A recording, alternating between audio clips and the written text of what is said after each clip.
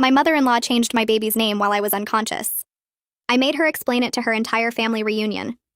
My husband Jester and I had been planning our daughter's name for years. We picked Luna Rose after my grandmother who raised me and his mother's middle name. We thought including Rose would make his mother Carol happy. We told everyone the name at the baby shower.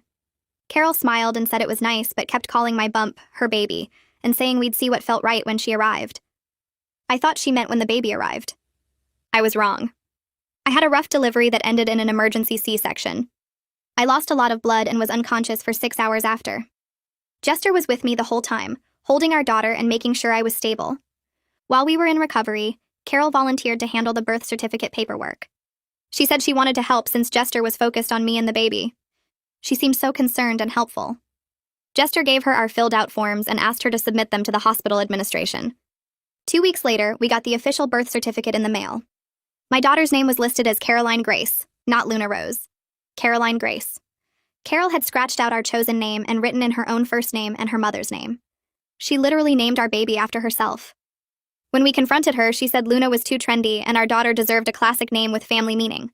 She said Caroline was a stronger name for a future professional. She said we'd thank her when our daughter got into college because Luna sounded like a stripper name. She actually said that about the name we'd chosen to honor my dead grandmother. Jester was furious, but Carol started crying about how she was just trying to help. She said we were young and emotional and she had more experience with these things. She raised Jester, didn't she? She knew what was best for our family. She said the baby looked like a Caroline anyway, and Luna didn't suit her face. The audacity of this woman to look at our 2-week-old baby and decide her face didn't match her name. We immediately started the legal process to change it, but were told it would take months and cost us hundreds of dollars. We had to get a court order, publish announcements in the newspaper, and appear before a judge. All because Carol thought she knew better. Meanwhile, Carol started calling our daughter Caroline in front of everyone. She bought personalized blankets with Caroline embroidered on them. She made a Facebook announcement welcoming baby Caroline to the family. When people asked about the name change, she said we'd reconsidered after seeing how perfect Caroline was for our little angel. She told her book club we'd asked her to choose the name as an honor to her. My mother called confused, asking why we hadn't told her about changing the name. Carol had called extended family on both sides announcing the real name and saying Luna was just a placeholder until we met the baby. She made us look indecisive and flaky to everyone. The worst part was she kept insisting she did us a favor. She'd say things like Caroline would age better than Luna. She said kids would make fun of Luna, but Caroline commanded respect. She bought a custom nursery sign that said Caroline's room and hung it while babysitting. When I took it down, she accused me of not accepting help and being too proud. She told Jester I had postpartum depression because I couldn't accept the name change. 3 months into this nightmare, Carol's family reunion was coming up. It happened every 5 years, and this was the first time the new baby would meet all the relatives. Carol had been bragging about little Caroline for months. She'd sent photos to all her cousins and siblings saying how proud she was to have a granddaughter named after her. She even ordered matching shirts for her and the baby that said Caroline Sr. and Caroline Jr. That's when I found my opportunity. I called Carol's older sister Ruth, who was organizing the reunion. I mentioned how excited I was for everyone to meet Luna Rose and how thoughtful it was that Carol supported us through the name change drama. Ruth was confused. I explained that someone at the hospital had accidentally written Caroline on the birth certificate, and we'd been fighting to fix it for months. I said Carol had been so helpful in dealing with the bureaucracy and costs. Ruth was horrified. She knew Carol had a history of controlling behavior, but changing a baby's name was insane. The day of the reunion, Carol showed up in her Caroline Sr. shirt with the baby and the matching junior one. She'd insisted on driving separately so she could make a grand entrance with her Caroline. She walked in expecting applause and got dead silence. Ruth had told everyone what really happened. Ruth didn't say anything for what felt like forever after I finished explaining what Carol had done with the birth certificate. I counted the seconds in my head while holding Luna against my chest. 1, 2, 3, 4, 5. The silence stretched so long I thought maybe the call had dropped. Then Ruth's voice came back and she sounded completely different. Her usual cheerful tone was gone, replaced by something cold and sharp. She told me she was calling an emergency meeting with Carol's sisters before the reunion happened. She said Marie needed to hear this directly from me and Carol's other siblings too. I could hear her moving around on the other end, like she was already pacing and planning. She asked if I had copies of the legal documents showing what Carol did. I told her yes, I had everything. The original forms we filled out, the fraudulent birth certificate with Carol's handwriting, the court papers we filed to fix it. Ruth said to scan them and email them to her right away. She was going to make sure everyone in the family saw exactly what Carol had done before the reunion. Over the next few days, my phone wouldn't stop buzzing with calls from Carol's siblings. Marie called first, and I could tell Ruth had already talked to her because she sounded upset before I even said hello. She apologized for not knowing sooner, said she had no idea Carol would do something this extreme. I sent her the scanned documents like Ruth asked, and Marie went quiet while she looked at them. Then she started asking questions about the timeline, about what Carol said when we confronted her, about how much the legal fix was costing us. I answered everything while trying to keep my voice steady. Marie said she'd always known Carol was controlling, but this crossed every possible line. She said she was calling Carol's other siblings right away. The next day, Ruth called again to tell me they'd scheduled a family meeting at Marie's house for that weekend. Carol didn't know what was happening. They were going to confront her together about what she'd done. Ruth called me the Monday after that weekend meeting, and I could hear the exhaustion in her voice before she even started talking. She said Carol cried through the whole thing, kept saying she was just trying to help us make a better choice. Carol told her sisters that Jester and I were too young and emotional to understand what makes a good name. She actually said Luna sounded cheap and Caroline was classier. Ruth said she'd never seen Carol so defensive, so completely unable to see what she'd done wrong. Marie apparently asked Carol directly how she would feel if someone had changed Jester's name without her permission when he was born. Carol said that was different because she would have chosen a good name to begin with. Several of Carol's siblings told Ruth afterward they were thinking about skipping the reunion entirely. They didn't want to celebrate with someone who would commit fraud against their own grandchild. Ruth sounded torn between anger at her sister and sadness that the family was fracturing over this. Jester's phone rang while we were eating dinner 2 weeks later, and I saw his mom's name on the screen. He looked at me before answering, and I could see the tension in his shoulders.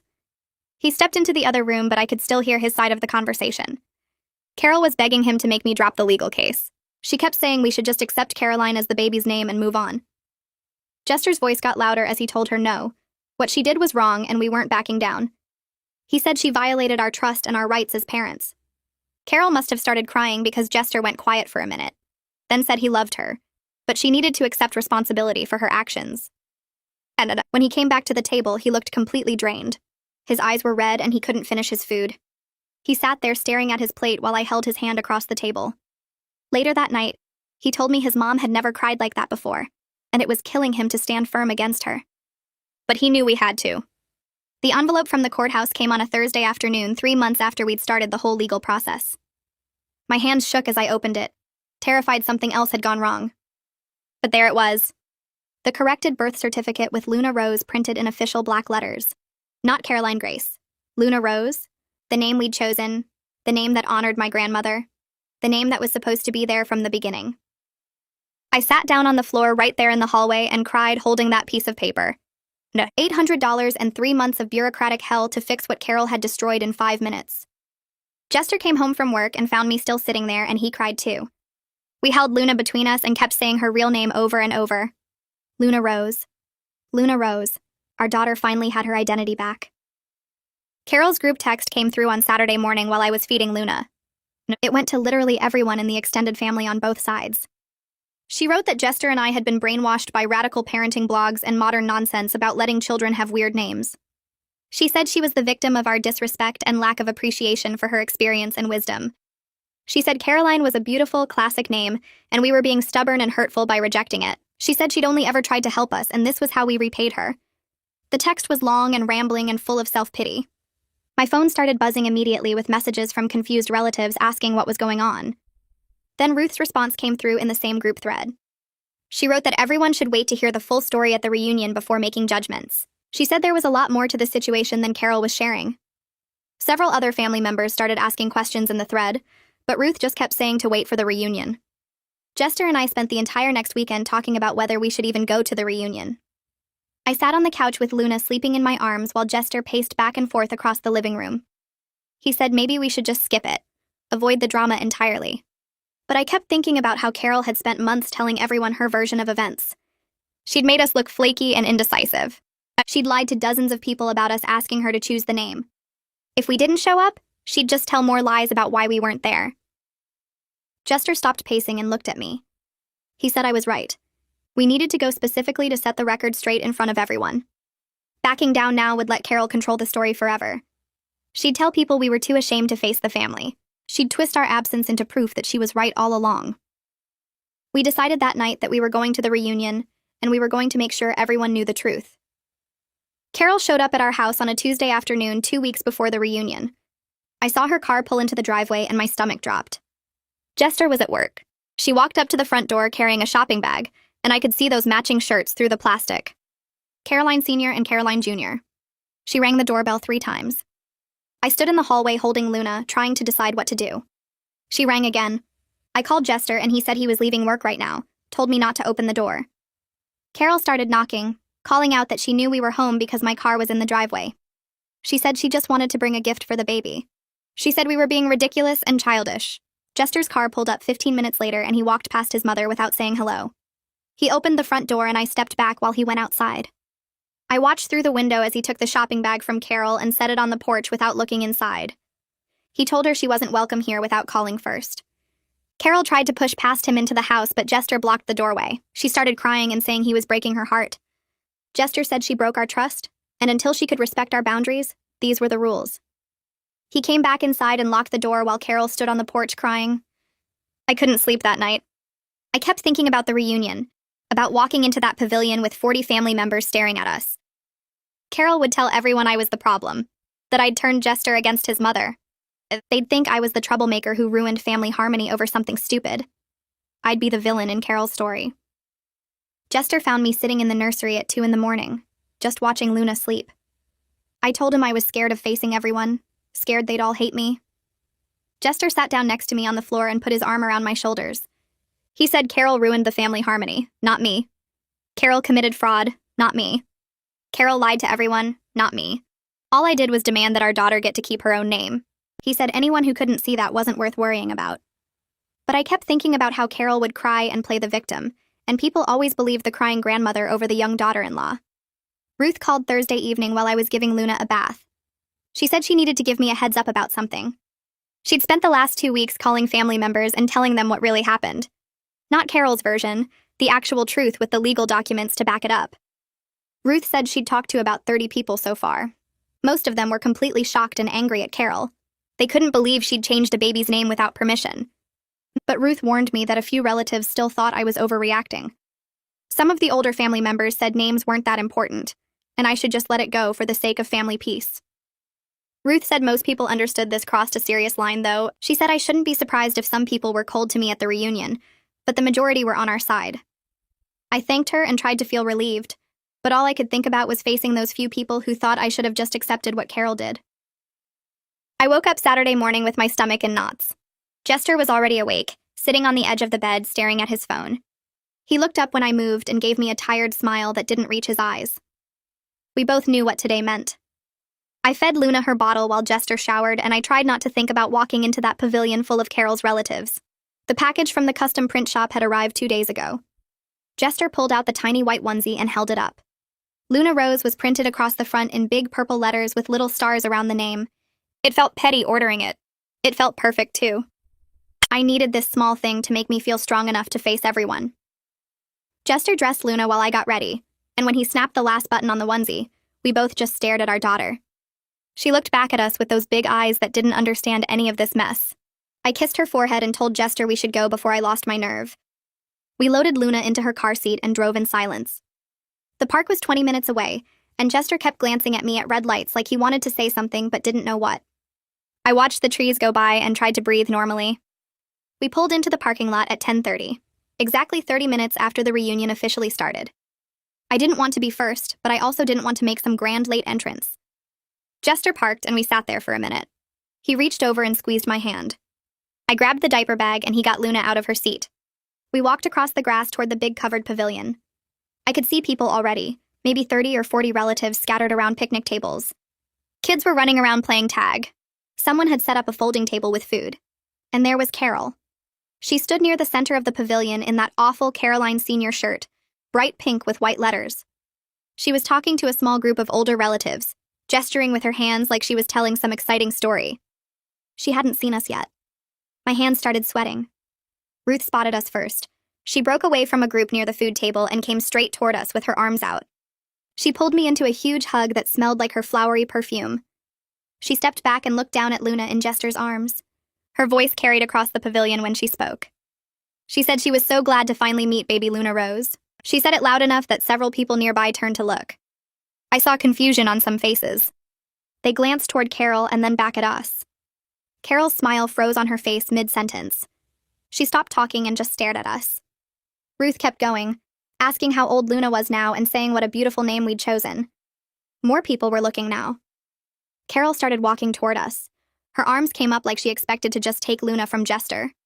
She had this fake bright smile plastered on. Jester moved.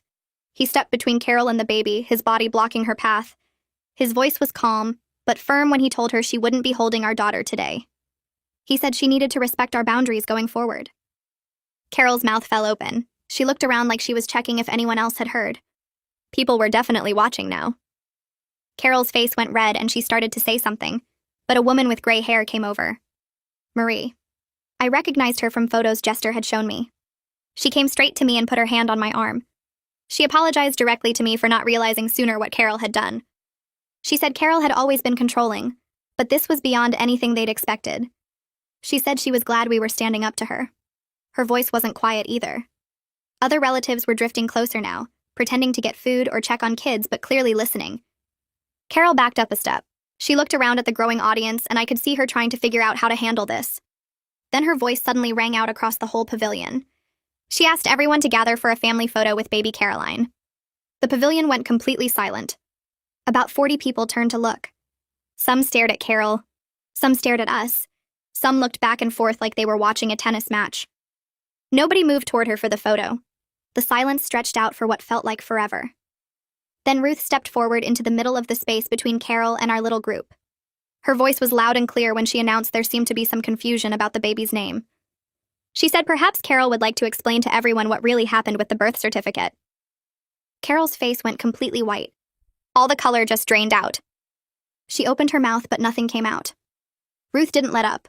She asked Carol directly if she had changed our baby's name without our permission while I was unconscious. The entire pavilion erupted. People started talking all at once, shocked voices asking what Ruth meant. Carol stammered something about a paperwork mix-up at the hospital. She tried to laugh, but it came out nervous and fake. Ruth cut her off. She asked again, louder this time, if Carol had changed the name without permission. A woman I didn't know spoke up from the crowd. Trinity, I realized from Jester's descriptions. She asked how changing someone's baby's name without permission could possibly be considered help. More voices joined in. Carol tried to talk over them. She said she was just helping because we were too emotional to think clearly. She said she had more experience. She said she knew what was best. Jester's voice cut through the noise. It was shaking with anger in a way I'd never heard before. He described coming out of recovery to find his mother had committed fraud on our daughter's birth certificate. He pulled the folded legal documents out of his jacket pocket and held them up. He showed everyone the unauthorized changes. He told them about the $800 we'd spent fixing it. He told them about the 3 months of court appearances and newspaper publications. His hands were shaking as he held up the papers. Carol stood there in her stupid pink shirt with her mouth opening and closing like a fish. She had nowhere to hide now. Everyone was staring at her. The truth was finally out there in front of her entire family, and there was nothing she could do to take it back. Carol's face crumpled and tears started streaming down her cheeks. She looked around at everyone staring at her and her whole body seemed to shake. She kept saying she only wanted what was best for her granddaughter. She said we were being so cruel to humiliate her like this in front of everyone. Her voice got higher and louder as she talked. She said she was just trying to help us make a good choice. She said young parents don't always know what's best. Several relatives shifted their weight and looked down at their feet. A few people glanced at each other, but nobody stepped forward to defend her. Nobody put their arm around her or told us to stop. The silence from the crowd felt heavy and uncomfortable. Carol kept crying and wiping her eyes with her hands. She looked at Jester like she expected him to make this all go away. He just stood there holding Luna and staring at his mother with this expression I'd never seen before. It was like he was looking at a stranger. Wyatt stepped forward from the crowd. He was Carol's cousin, and I'd only met him once before at another family event. His voice was calm, but firm, when he asked Carol why she thought she had the right to override our choice as parents. He said he'd been listening to everything, and he couldn't understand how she justified what she did. Carol opened her mouth, but nothing came out at first. She stammered something about experience and knowing better. She said we were too young and emotional to think clearly. Wyatt shook his head and asked again why that gave her the right to commit fraud on legal documents. Carol's crying got louder, and she kept saying we don't understand. She repeated it over and over like it was an answer. She said nobody understood what she was trying to do. She said she raised Jester and he turned out fine, so obviously she knew about parenting. Her words weren't making sense anymore, and people in the crowd started whispering to each other. Ruth reached into her purse and pulled out several pieces of paper. She held them up so everyone could see. She said these were screenshots from Carol's Facebook page. Her voice carried across the whole pavilion as she started reading them out loud. The first one was Carol's post announcing baby Caroline's birth. Ruth read how Carol wrote that we'd asked her to choose the perfect name as a special honor. She read the part where Carol said Luna was just a temporary placeholder until we met the baby and realized Caroline was perfect. Carol's face turned bright red as Ruth kept reading. Another post talked about how proud Carol was to have a granddaughter named after her. Another one said she'd always dreamed of this honor, and we were such thoughtful parents. Ruth's voice never wavered as she read every lie Carol had posted. People in the crowd started shaking their heads. Some of them pulled out their own phones like they were checking if the posts were real. Carol tried to interrupt, but Ruth just talked louder. She read a comment where Carol told someone that Caroline was a family tradition we wanted to continue. She read another where Carol said we'd realized during delivery that Luna didn't suit our daughter's face. The lies just kept stacking up with each post Ruth read. Carol had nowhere to hide from her own words. Marie stepped forward next to Ruth. She said she had something to add to this. Her voice was quieter than Ruth's, but everyone still listened. She said Carol had been telling her book club for months about naming her granddaughter after herself. She said Carol described it as a special honor we'd bestowed on her. She said Carol brought photos to book club and talked about how meaningful it was that we chose Caroline. Marie looked directly at Carol and said she felt foolish now for believing those stories.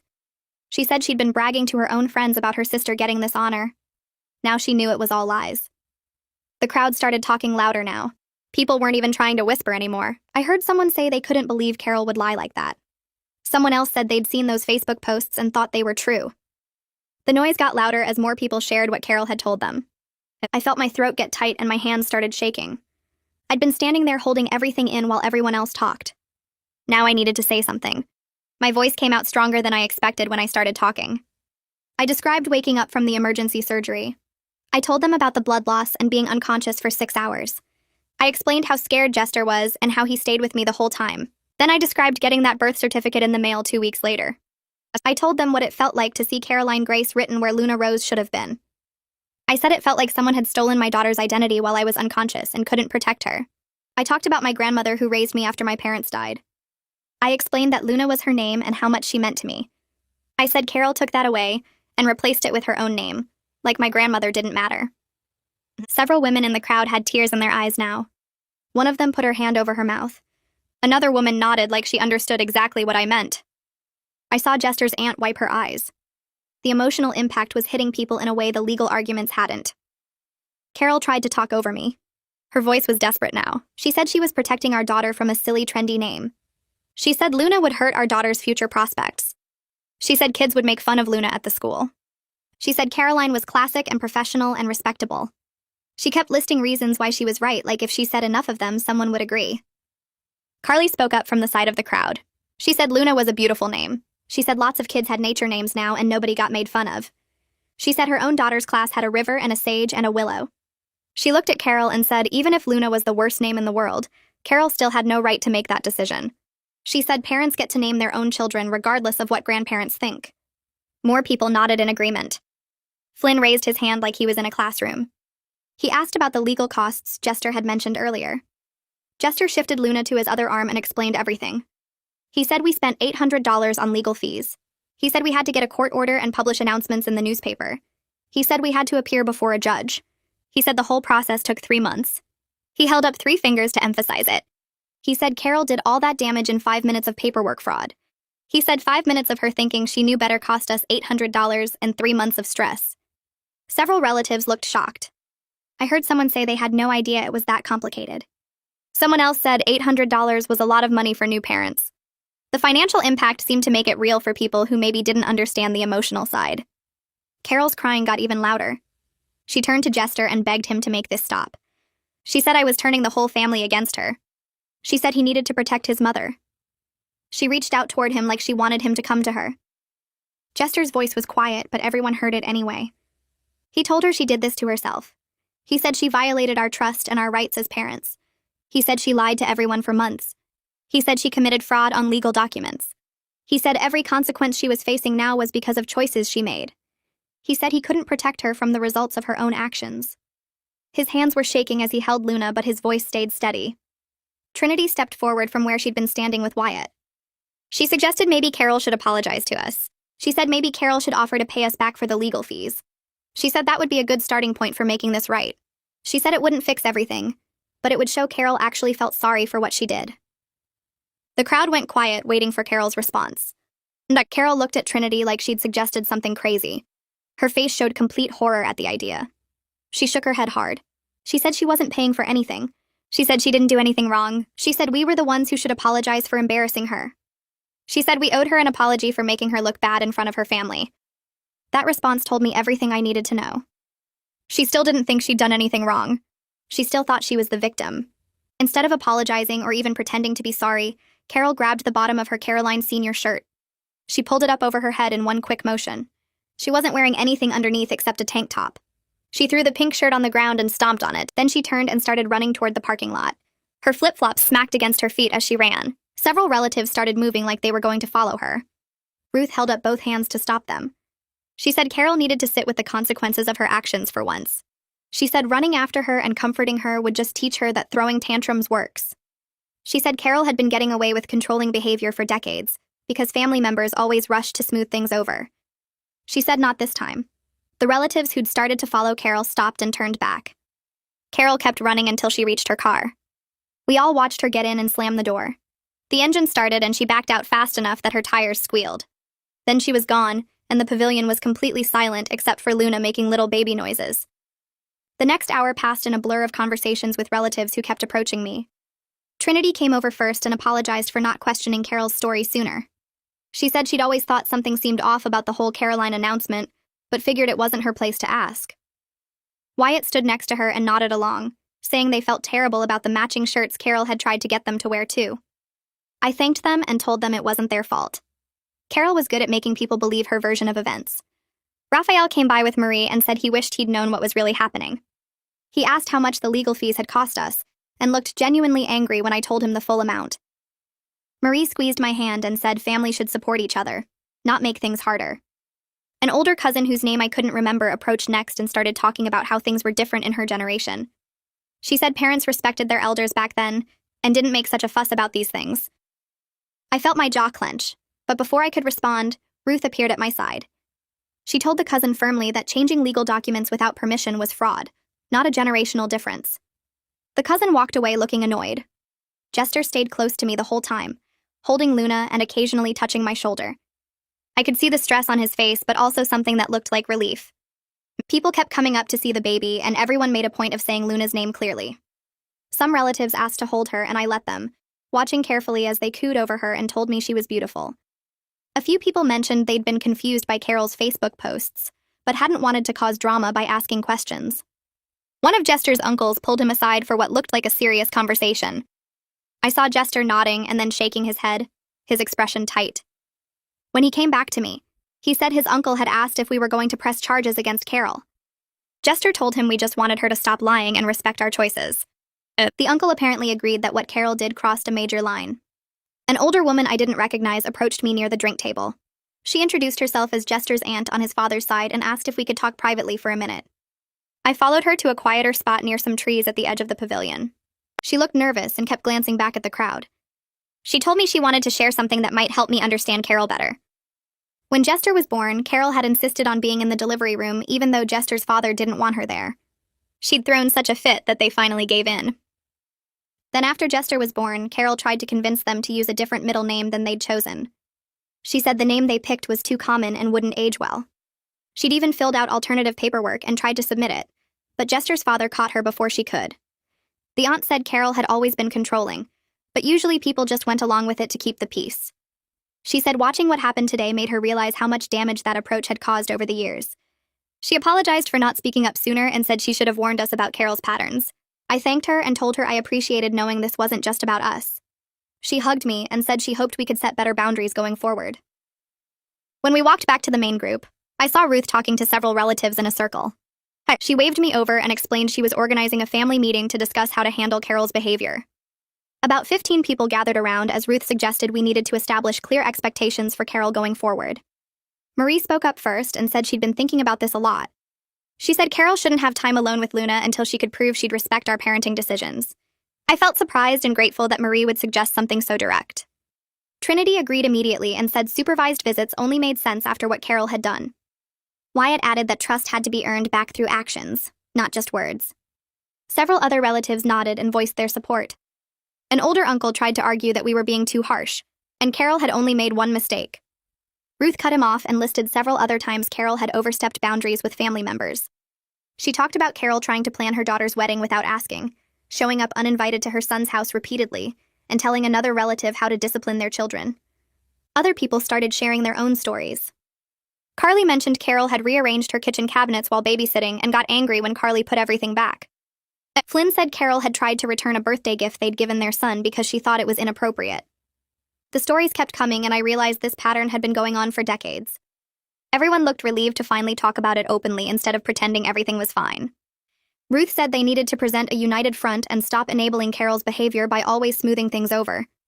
Marie agreed and said Carol needed to face real consequences or she'd never change.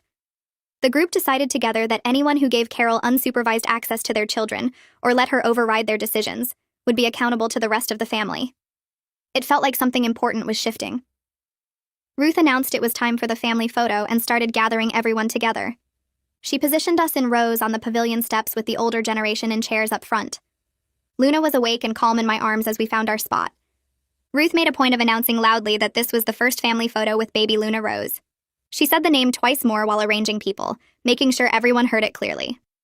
During the photo countdown, someone in the back row called out asking where Carol was.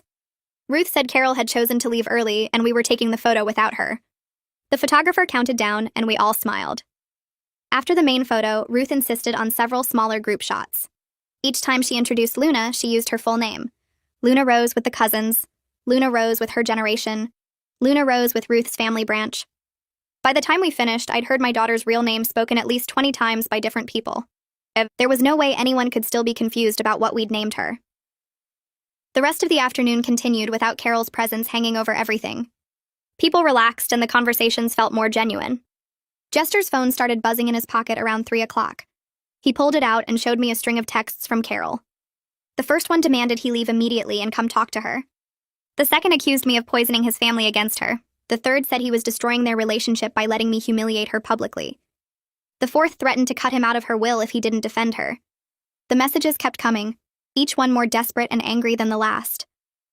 Jester looked at me and asked what I thought we should do. I said we should ignore them until she calmed down enough to have a rational conversation. He nodded and put his phone back in his pocket without responding. More texts came through over the next hour, but he didn't check them. We stayed at the reunion until early evening when Luna started getting fussy. The drive home felt different from I'd expected. Jester was quiet for the first few miles, just focusing on the road. Then he started talking without me asking anything. He said he felt relieved that the truth was finally out there with his whole family. He said he'd been dreading family gatherings for months, knowing he'd have to defend his mother's actions or stay quiet while she lied. He said it had been eating at him, making him feel like he was betraying either me or his mother no matter what he did. He said he was sorry for not shutting her down harder right from the beginning. He said he should have taken the forms to the hospital himself instead of trusting Carol with them. He said he should have confronted her more forcefully when we first discovered what she'd done. His voice cracked a little as he talked, and I reached over to touch his arm. I told him Carol was good at manipulation, and he'd been caught in an impossible situation. I told him what mattered was that he'd stood by me today when it counted. He said he loved me and Luna more than anything, and he'd never let his mother come between us again. We drove the rest of the way home in comfortable silence. That night after we put Luna to bed, Jester's phone rang. He looked at the screen and his whole body tensed. It was Carol. He let it go to voicemail. A minute later, the notification popped up. He put it on speaker so we could both hear. Carol's voice came through shaky and breathless. She said she was having heart palpitations from all the stress we'd caused her. She said her chest hurt and she might need to go to the emergency room. She said if anything happened to her, it would be our fault for humiliating her in front of everyone. She said a mother shouldn't have to deal with this kind of treatment from her own son. The message ended and Jester immediately called Ruth. He asked if she'd heard from Carol and if she knew whether Carol was actually sick. Ruth said Carol had called her too with the same story about heart palpitations. Ruth had offered to drive her to the hospital, and Carol had suddenly said she felt better and didn't need to go. Ruth said Carol was fine and just being dramatic to get attention. She said Carol had pulled similar stunts before when she didn't get her way. Jester thanked her and hung up. He looked exhausted. I suggested we both get some sleep and deal with whatever came next in the morning. The next morning started normally enough. Luna woke us up at 6, demanding breakfast. Jester made coffee while I fed her. We were sitting at the kitchen table when the mail came through the slot in our front door. Jester went to get it and came back holding a large envelope with a law firm's return address. He opened it carefully and pulled out several pages of formal letterhead. His face went pale as he read. He handed the papers to me without saying anything. It was a letter from Carol's lawyer threatening to sue us for defamation and emotional distress. The letter claimed we had made false statements about Carol at a family gathering. It said we had damaged her reputation and caused her severe mental anguish. It demanded we issue a public apology and pay compensation for her suffering. It gave us 10 days to respond before they filed a lawsuit. I read it twice, feeling my anger build with each word. Jester grabbed his phone and forwarded the letter to our lawyer, the same one who'd helped us with the name change process. Our lawyer called back within an hour. He said Carol had no case because truth was an absolute defense against defamation. He said we'd told the truth about what she did, and we had documentation to prove it. He said he'd send a response letter making that clear. He said not to worry because this was likely just Carol trying to intimidate us into backing down. He said he'd handle everything. Jester thanked him and hung up. We sat there looking at each other, both of us realizing Carol wasn't going to let this go easily. Ruth called that afternoon to warn us about something else Carol was doing. She said Carol had been calling family members all morning trying to rally support. Carol was telling people we'd ambushed her at the reunion without warning. She was claiming we'd planned the whole confrontation to embarrass her publicly. She was saying she'd had no chance to defend herself because we'd turned everyone against her beforehand. Ruth said she'd been countering this story by reminding people that Carol had months to come clean about the name change. Ruth pointed out that Carol had chosen to keep lying instead of admitting what she'd done. Ruth said most people weren't buying Carol's victim narrative, but a few relatives seemed sympathetic.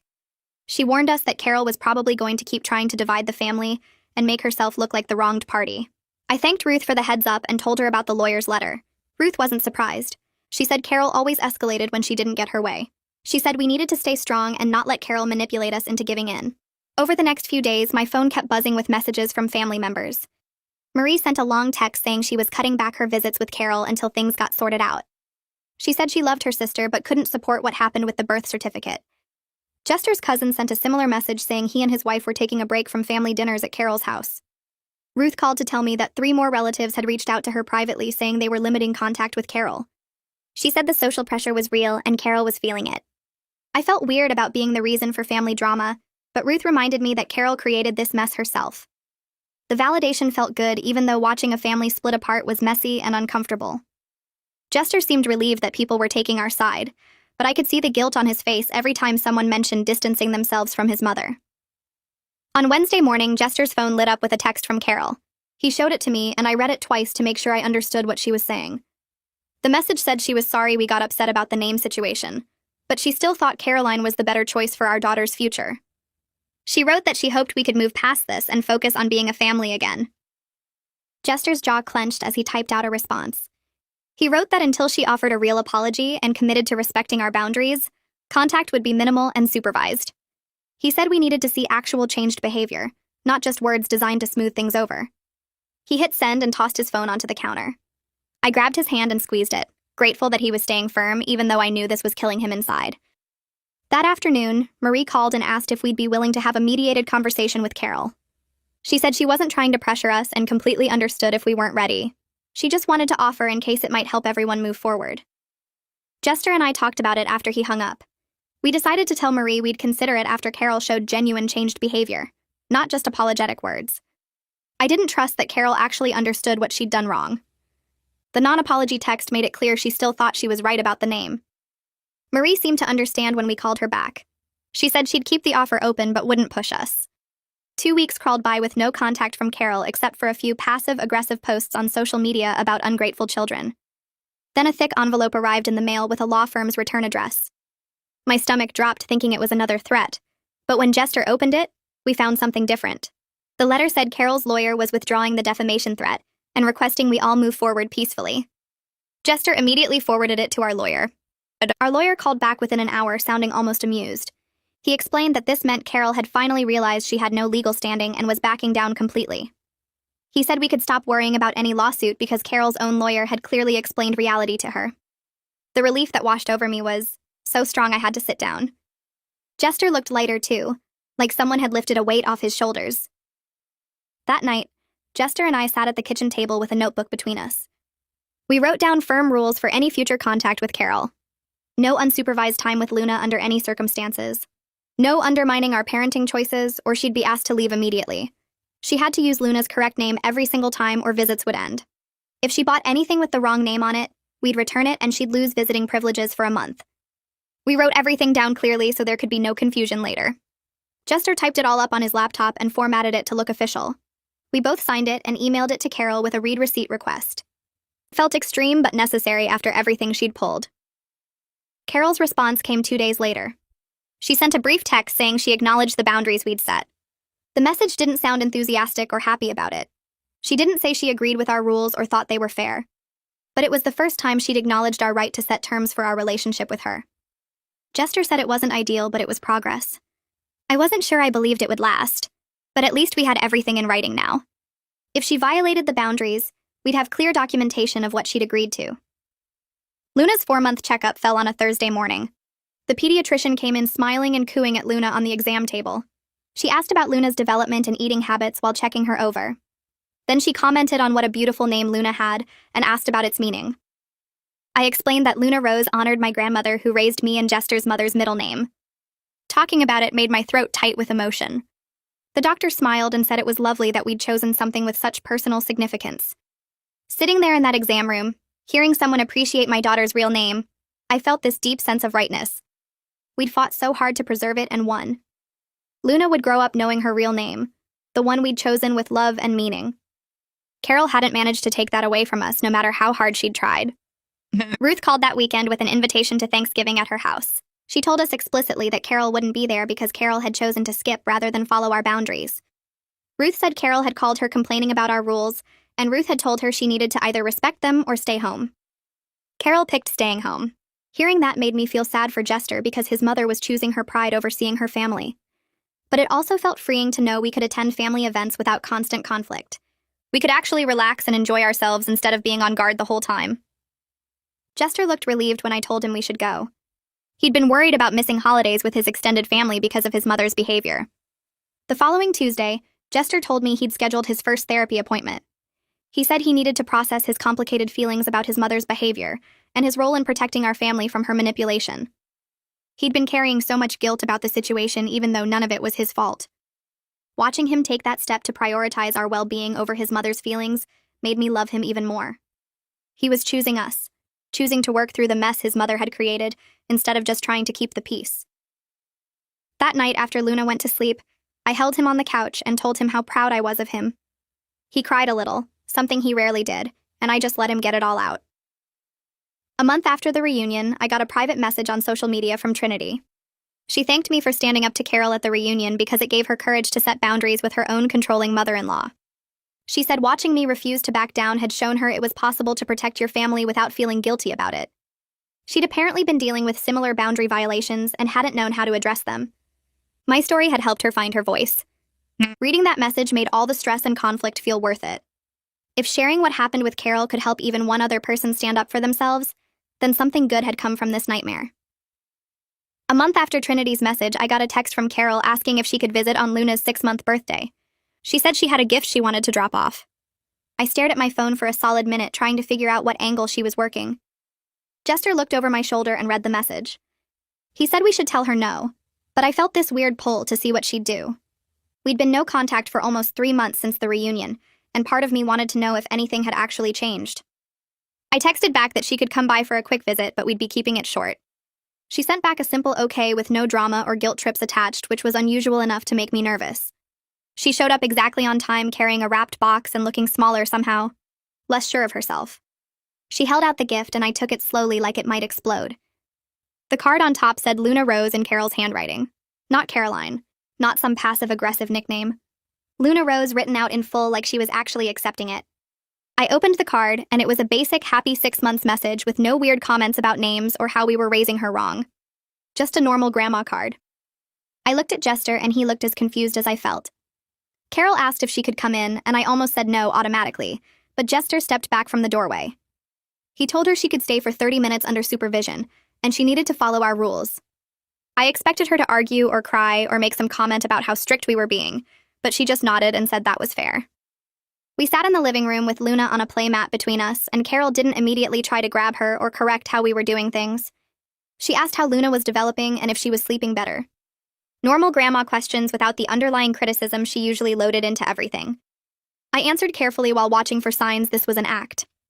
Luna grabbed one of her toys and shook it, and Carol smiled but didn't launch into a story about how Jester did the same thing at that age, or how we should be doing tummy time differently. She just watched Luna play.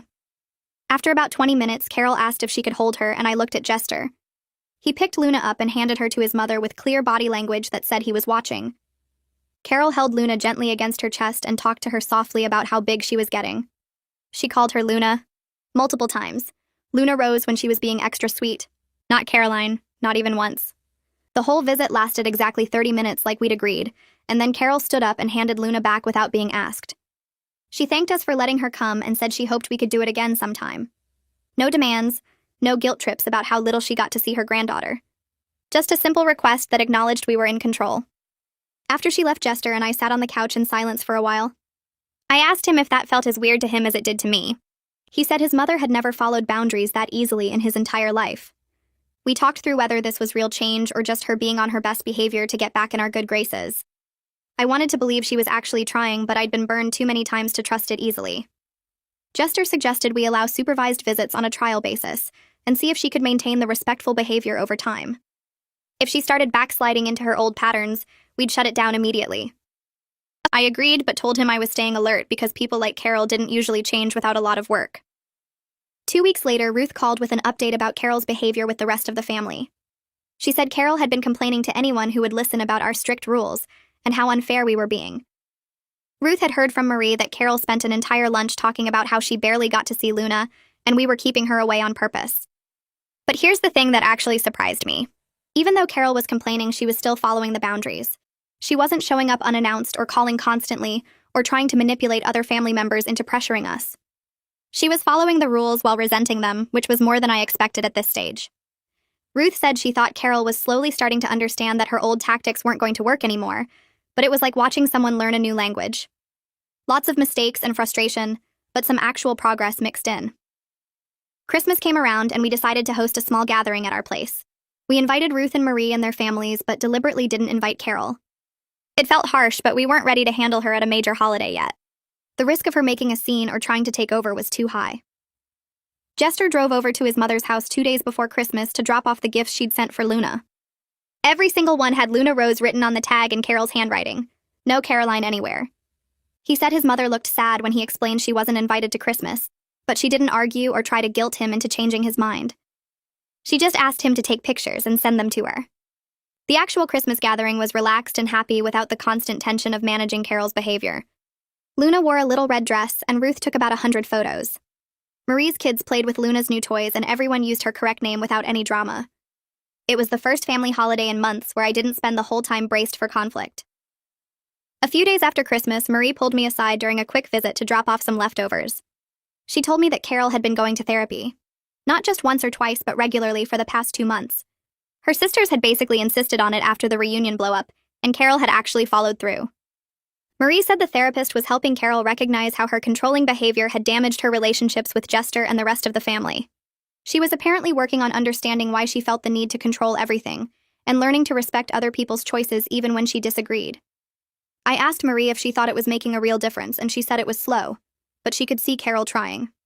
She'd catch herself mid-sentence when she was about to give unsolicited advice and actually stop herself. It was small stuff, but it was something. I told Marie I was cautiously hopeful, but I wasn't holding my breath for some dramatic transformation. People didn't usually change their core personality even with therapy. But if Carol was genuinely trying, then maybe there was room for some kind of relationship eventually. Jester and I celebrated our wedding anniversary in early January by going out to dinner while Ruth watched Luna. We spent most of the meal talking about how far we'd come in the past year. From the nightmare of the birth certificate fraud, to the reunion confrontation, to this weird new phase where Carol was actually following boundaries. Jester said he was proud of how we'd handled everything, and how we'd protected our family without completely cutting his mother out. I told him I was proud of him for choosing us over keeping the peace with Carol. We made a commitment that night to keep protecting our boundaries while leaving room for Carol to earn back trust through consistent behavior over time.